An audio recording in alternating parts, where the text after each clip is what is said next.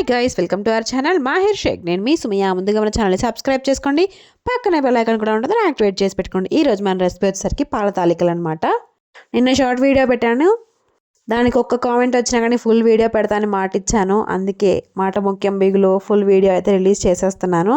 So అందరూ సంక్రాంతికి సకనాలు చేసుకుంటుంటే నాకేమో ఈ పాల తాలికల మీద క్రేవింగ్స్ వచ్చాయి. అందుకోసమనే ఇలా చేసేసుకుంటున్నా. ప్రాసెస్లోకి అయితే వెళ్ళిపోదాం. మరి పాల తాలికి మనం ఫస్ట్ చేయాల్సిన పని ఏంటంటే 2 టేబుల్ స్పూన్ల సగ్గు బియ్యాన్ని వేరే బౌల్లో కొంచెం వాటర్ వేసి నానబెట్టేసుకోవాలి.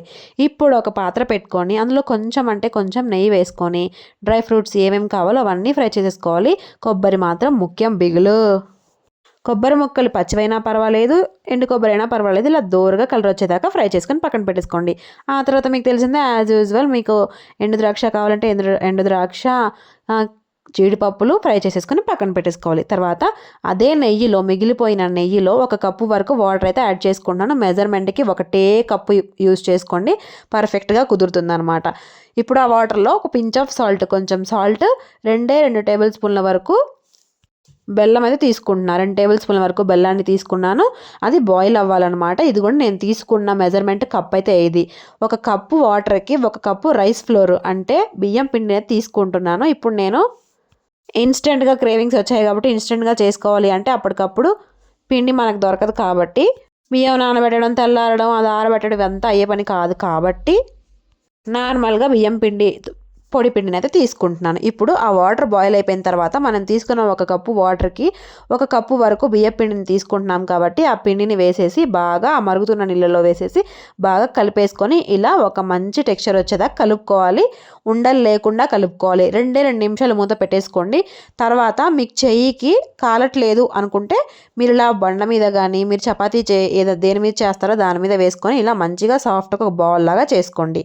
ఆ తర్వాత ఇప్పుడు మనం తాలికల్ని రెడీ చేసేసుకుందాము. మనం తాలికలు కొంచెం స్వీట్గా ఉంటేనే బాగుంటాయి, మరి చప్పగా ఉంటే బాగోవు కాబట్టి బెల్లాన్ని అయితే యాడ్ చేసుకున్నాం అనమాట.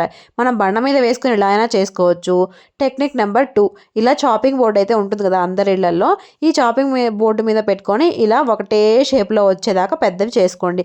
మరి చిన్నవి చేసుకోవద్దు, కొంచెం గుజ్జుగా అయిపోయి ఇంకా అవి పాలల్లో ఉడకాలి కాబట్టి టెక్స్చర్ మారిపోకుండా ఉండాలంటే కొంచెం పొడుగా చేసుకుంటేనే బాగుంటుంది. ఇది ఎప్పుడో వినాయక చవితికి చేసుకుంటారు యాక్చువల్గా, మనకు అలా కాదు కదా. మనకి ఎప్పుడు తినాలనిపిస్తే అప్పుడు చేసేసుకోవడమే. తాలికలు మొత్తాన్ని ఇలా నేను ఒక ½ అన్ అవర్ కూర్చొని చేశాను అనమాట చాపింగ్ బోర్డు మీద. ఏంటి తాలికల మీద నల్ల మచ్చలు అనుకోమాకండి, మనం జీడిపప్పు ఫ్రై చేసిన నెయ్యిలో వేసాం కాబట్టి అవన్నీ జీడిపప్పు ముక్కలు మొత్తం ఈ వీటిలోకి అయితే వచ్చేసాయి. అందుకోసమే అలా ఉన్నాయి అన్నమాట.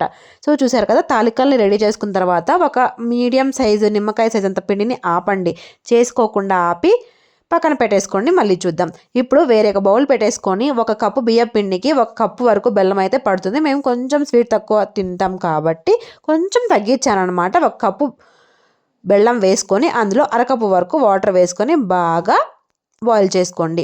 బెల్లం మొత్తం కరిగిపోవాలి. ఇందాక మనం మిగిల్చి పెట్టుకున్న పిండి ఏదైతే ఉందో దాన్ని కూడా వాటర్లో వేసేసి లంప్స్ లేకుండా, ఉండలు కట్టకుండా, ఉండలు లేకుండా ఇలా మొత్తం వాటర్లో అయితే మిక్స్ చేసుకొని డైల్యూట్ చేసుకొని పెట్టుకోండి. తర్వాత ఒక 1/2 లీటర్ పాలు ప్యాకెట్ తీసుకొని ఆ పాలని బాగా మరిగించుకోవాలి. ఆ మరిగించుకున్నప్పుడు 1 పావు కప్పు వరకు నీళ్ళని కూడా పోసుకోండి.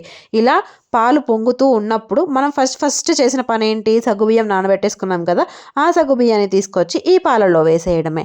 అంతలోపు మనం కరిగించి పెట్టుకున్న బెల్లం కూడా బాగా మరిగి ఉంటుందన్నమాట. దాన్ని పోయి ఆఫ్ చేసేసుకోవాలి.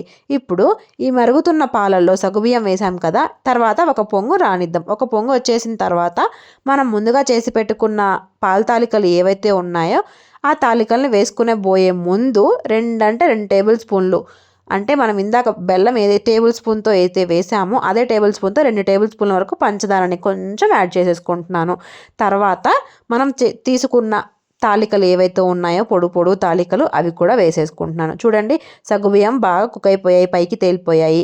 సో ఇప్పుడు మనం చేయాల్సిన నెక్స్ట్ ప్రాసెస్ ఏంటంటే, చేసి పెట్టుకున్న తాలికల్ని పాలల్లో వేసుకొని ఒకదానికొకటి అతుక్కోకుండా వేసుకోవాలి. మూత పెట్టేసుకొని ఒక 3 నిమిషాలు హై ఫ్లేమ్ మీద, ఒక 5 నిమిషాలు మీడియం ఫ్లేమ్ మీద కుక్ చేసుకుందాం. మూత పెట్టుకున్నాంలే కదా అని అటు ఇటు వెళ్ళమాకండి, అక్కడే ఉండాల్సిన పరిస్థితి. ఆ తర్వాత మాత్రమే 1 స్పూన్ పెట్టేసుకొని, అది కూడా కర్ర చెంచా అయితే బెటరు. కింద సైడ్ మాడిపోతుందేమో చెక్ చేసుకోవడం కోసం ఇలా ఒక 2 వైపులు ఇలా కలపొద్దు, కదిపి చూడండి సరిపోతుంది. మీకేమైనా డౌట్ ఉంది కుక్ అవుతుందా లేదా అని చెక్ చేసుకోవడం కోసం ఇలా కిందకి దింపి అయినా సరే ఒక క్లాత్ పట్టుకొని ఇలా తిప్పడమే తప్ప ఒక స్టీల్ స్పూన్ పెట్టడం కానీ కర్ర స్పూన్ పెట్టి తిప్పడం గరగర తిప్పడం కానీ చేయకూడదు. ఆ తర్వాత మన తాలికలు కుక్ అయ్యా లేదో చెక్ చేసుకోవాలి. చెక్ చేసుకున్న తర్వాత మనం ముందుగా వాటర్లో డైల్యూట్ చేసి పెట్టుకున్నాం కదా బియ్యం పిండి ముద్దని నీళ్ళలో కలిపి పెట్టుకున్నాం కదా, ఆ వాటర్ని ఆ నీళ్ళు బియ్యం పిండి నీళ్ళు ఏవైతే ఉన్నాయో ఈ తాలికలు కుక్ అయ్యాయి అనుకున్న తర్వాత మాత్రమే మనం ఆ బియ్యం పిండి వాటర్ ఏదైతే ఉన్నాయో వాటిని వేసేసుకోవాలన్నమాట. చూడండి మామూలుగానే పాల తాలికలు కుక్ అయిపోయిన తర్వాత ఆ పాలు అనేవి కొంచెం చిక్కదనంగా వచ్చాయి. ఆ తర్వాత ఈ వాటర్ యాడ్ చేసిన తర్వాత ఇంకా చిక్కగా తయారవ్వాలన్నమాట. అప్పుడే మన పాల తాలికలకి మంచి టెక్స్చర్ అనేది వస్తుంది. పాల తాలికలు ఎప్పుడైనా సేమియా పాయసమో సగ్గుబియ్యం పాయసం లాగానో ఉండవన్నమాట, కొంచెం థిక్గా కన్సిస్టెన్సీలో ఉంటుంది.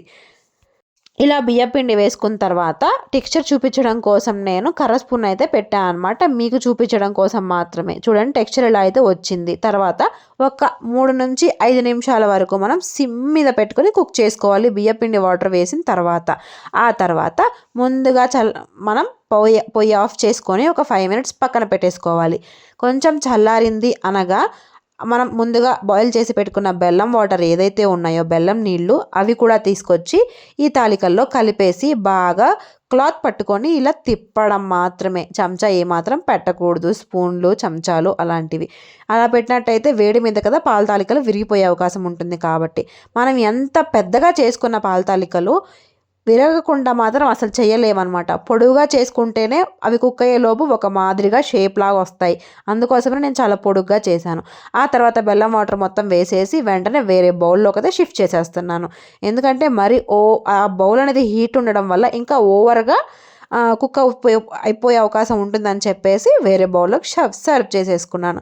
నేను ఆల్రెడీ కొబ్బరి ముక్కలు జీడిపప్పు ముక్కలు ఫ్రై చేసి పెట్టుకున్నాను, కానీ ఇందులో మాత్రం వేయట్లేదు.